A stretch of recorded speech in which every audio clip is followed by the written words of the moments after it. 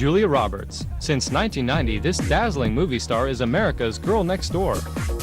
The versatile actress has a talented repertoire as wide as her signature smile. I get the romantic comedies and the, dramas and the girl next door and everything.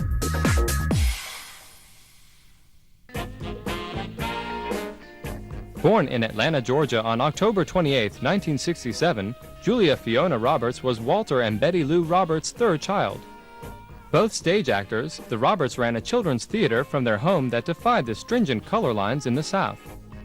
Black children were welcome to take part in the plays, including the children of Martin Luther King. When Julie was small, her big brother Eric and big sister Lisa were both involved with the theatre workshops, but finances were really tight, and when Julie was just 4, her parents divorced. 16-year-old Eric moved in with their father, who sold vacuum cleaners to make a living, while the girls moved in with their mother, Betty Lou, who became a church secretary to make ends meet. Before long, Betty Lou remarried a man called Michael Motes, and they had another daughter named Nancy. Julie found solace from her shattered family in her love of animals, particularly horses. She spent hours and hours caring for and riding horses, and actually she wanted to be a vet when she was very young. When Julie was only 10, she was delivered another enormous blow. Her father, Walter Roberts, at the age of only 47, died of cancer, a deeply disappointed and disillusioned man. You know, when we talk about divorce, sometimes we don't take into consideration that it's actually families who divorce. There's the impact on the child, not only of the separation of the parents and the uncertainty that comes with that, but then the introduction of a step-parent. And then when you add to that the death of one of the parents, the impact can just be enormous and sometimes even devastating. Luckily, Julia started early with a positive attitude in spite of her personal difficulties. Life evolves and becomes happier and different and kind of takes a different form every day. So I don't measure happiness as a fait accompli, oh, this is the happiest and I'm done, because then there's no reason to get out of bed. As she grew older, Julie was continually faced with more struggles and problems. Amazingly, looking at her now, she was teased mercilessly by her classmates for her big mouth, thick glasses, and tall, skinny, very lanky build. School was equally hard for Julie academically.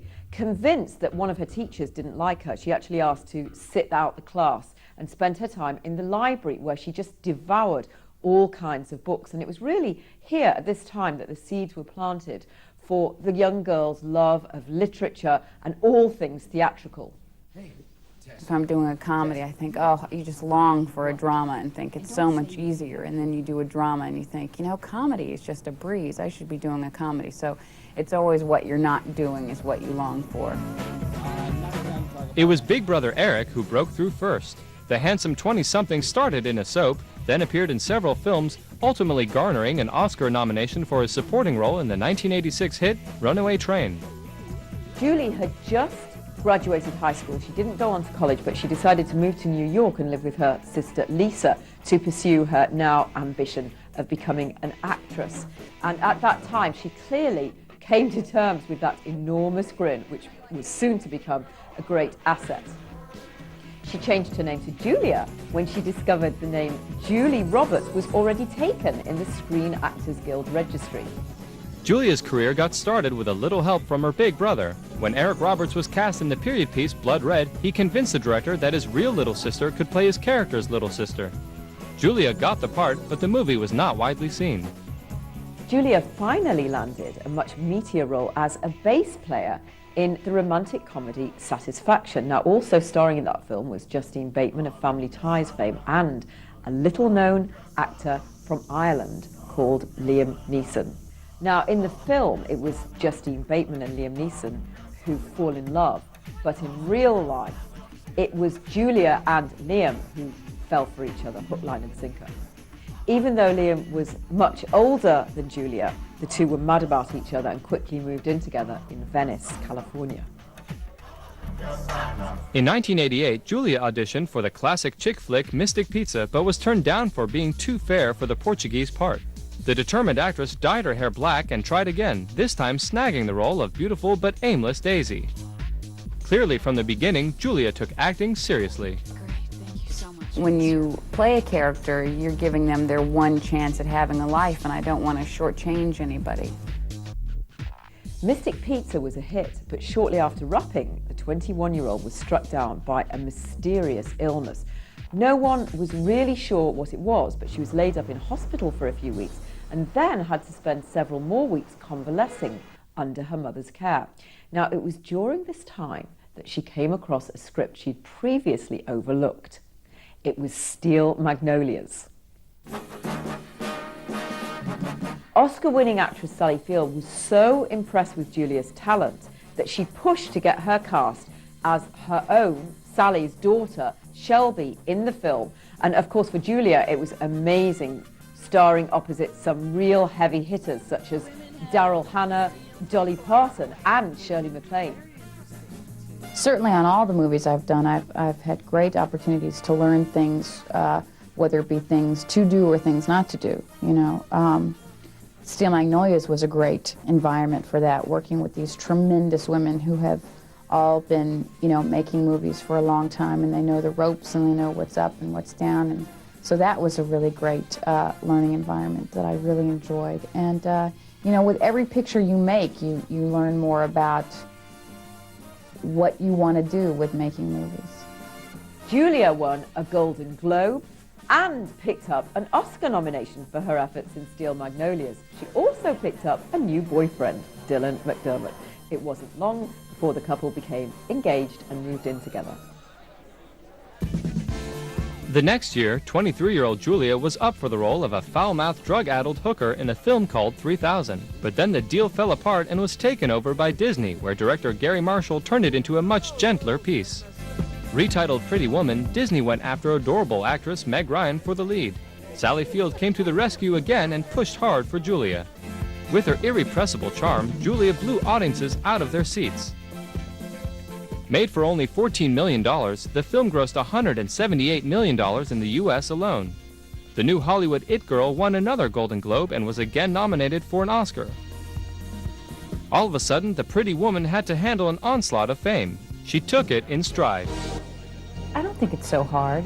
I mean, I think that you make a choice to talk about certain things and make a choice to establish your own personal boundaries and your own comfort zone of what's respectful and what's inappropriate, and just kind of conduct yourself in that way and act accordingly. I think people understand that. I think sometimes people want to just know what the boundary is, and it's not so much that they want to be disrespectful and cross it, they just want to know how far can they go, and at that point then they, you know, kind of back off.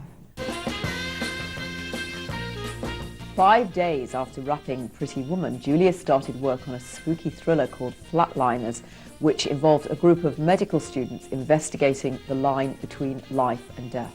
Off-screen, Julia became involved with her co-star, Kiefer Sutherland, who at the time was actually married and had a daughter. He quickly sought a divorce and got engaged to Julia. When we come back, Julia plays the role of a real runaway bride.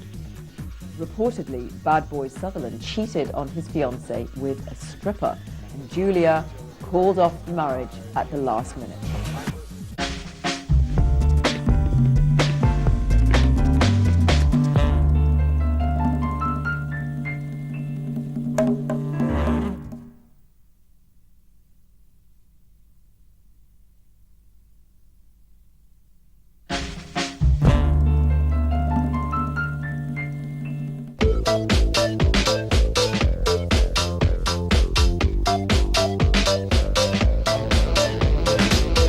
Reportedly, bad boy Sutherland cheated on his fiancée with a stripper, and Julia called off the marriage at the last minute.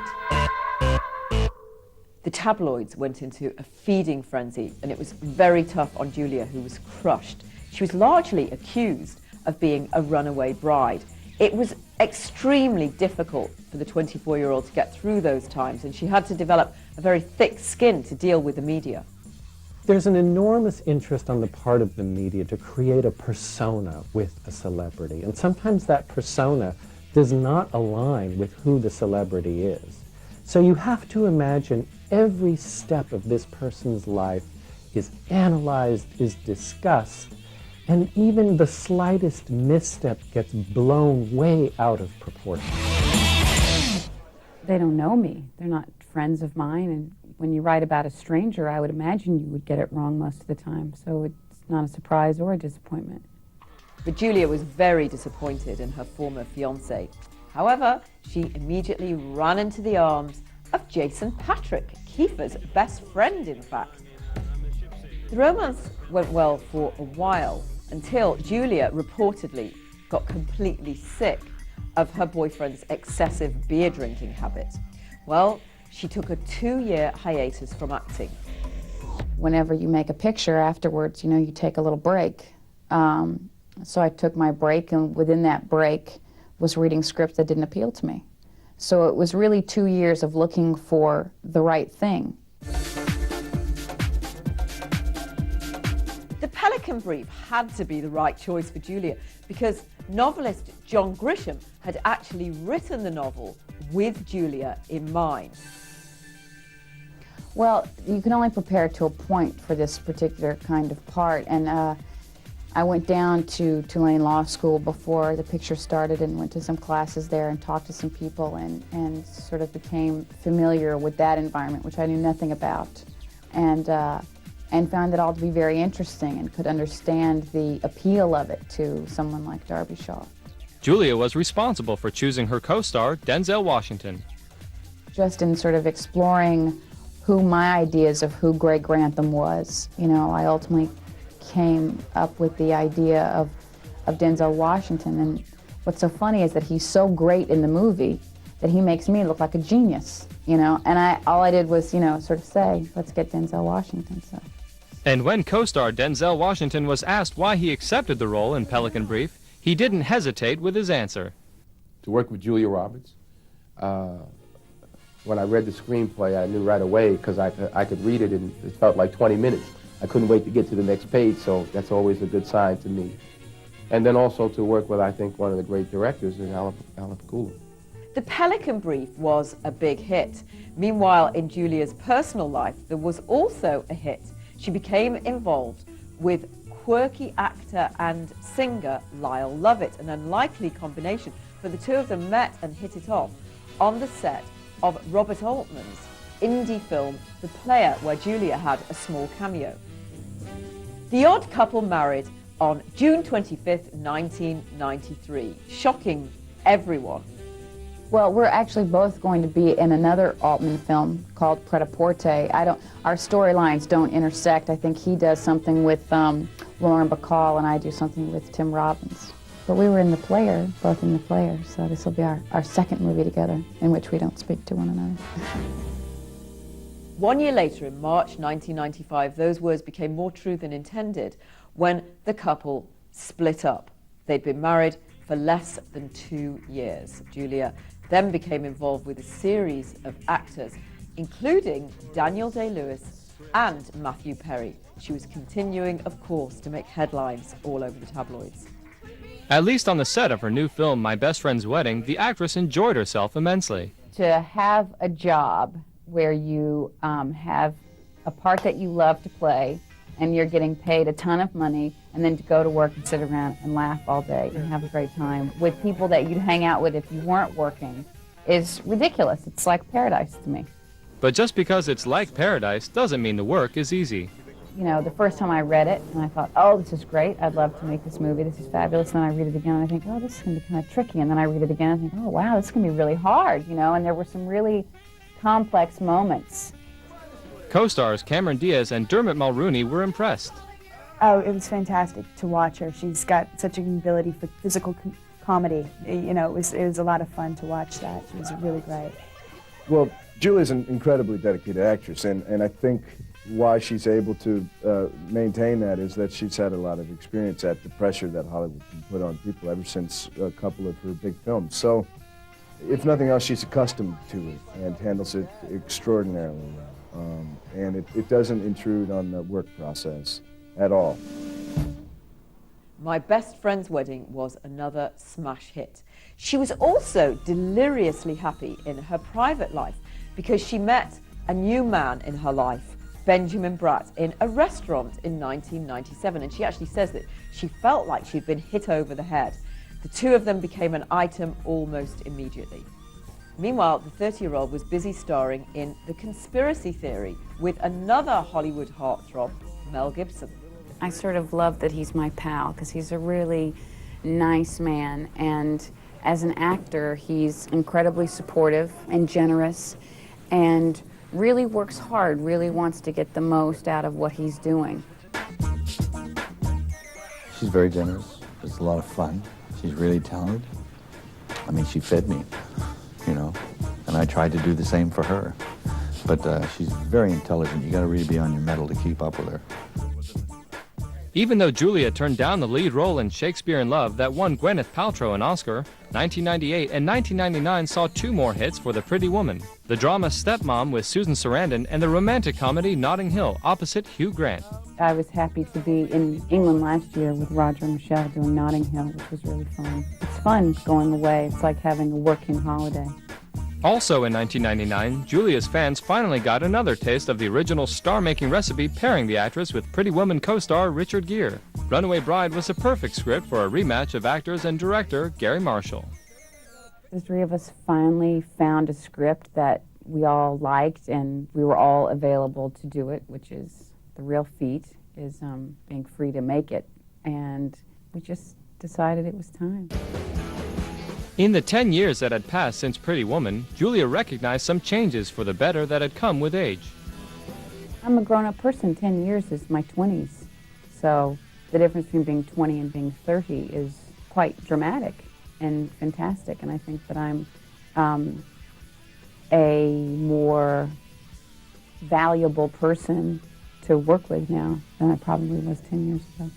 The knockout box office returns were proof that Julia and Richard's screen chemistry was as strong as ever. And then Julia decided to switch gears and take a part in a film based on the true story of a woman named Erin Brockovich. It's about a single mother with 3 children and this journey that she takes as she starts working as a secretary at a law firm and uncovers an injustice. Up next, Julia breaks a record. For this role, Julia was paid $20 million, becoming the highest paid actress by far in Hollywood.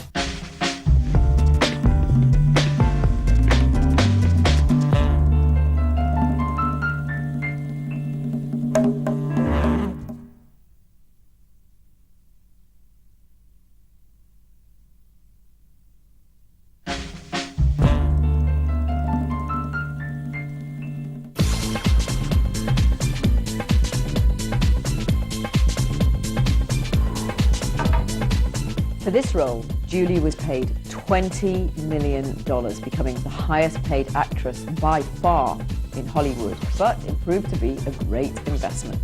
Julia went on to win the Best Actress Oscar for the role, really proving for the first time the depth of her formidable talent. Even in the face of her win, though, the star remained very modest. I mean, my life is pretty much the same. I just have this one really exalted, wonderful moment now tucked in there. Reportedly frustrated with Julia's unwillingness to commit, after 4 years of dating, Benjamin Bratt left Julia in June 2001, and less than a year later he was married to the beautiful model and actress, one-time Bond girl, in fact, Talisa Soto. Meanwhile, on the set of The Mexican, Julia fell madly in love with a camera assistant named Danny Moder. The two began dating, even though the handsome technician was already married to makeup artist Vera Steinberg at the time. While romance was slowly brewing, Julia was cast in America's Sweetheart as Kiki, the younger, put-upon sister of a big movie star whose estranged husband falls in love with her. Director Joe Roth originally wanted Julia to play the part of the movie star. When Joe sent it to me, he said, you know, look at the part of Gwen. But I liked Kiki better. She just attracted my attention. For some reason, I kept fixating on her as I was reading it, and it was just my natural gravitation was towards her, so I asked Joe if I could play that part. She makes you feel like this Cinderella character. It's marvelous that this huge international star can still make you feel empathetic for her and believe that she is downtrodden. Immediately following America's Sweethearts, Aaron Brockovich director Steven Soderbergh cast Julia and George Clooney and a host of other stars in his new comedy thriller, Ocean's 11. When Steven first gave me the script of Ocean's 11 and I got home to read it, and I found wedged inside of it a note from he and George saying, we hear you get 20 a picture, and there was a $20 bill in with that. So that was my salary. First time I ever got paid to read a script. Julia played Tess Ocean, the estranged wife of George Clooney's Dan Ocean. The part required the actress to dress up in jewels and evening gowns every day. I really hate it. It's so much pressure. You're the only girl, and you're dripping in like diamonds and sequins, and yeah, it's hideous. I mean, it was fun, like the first day.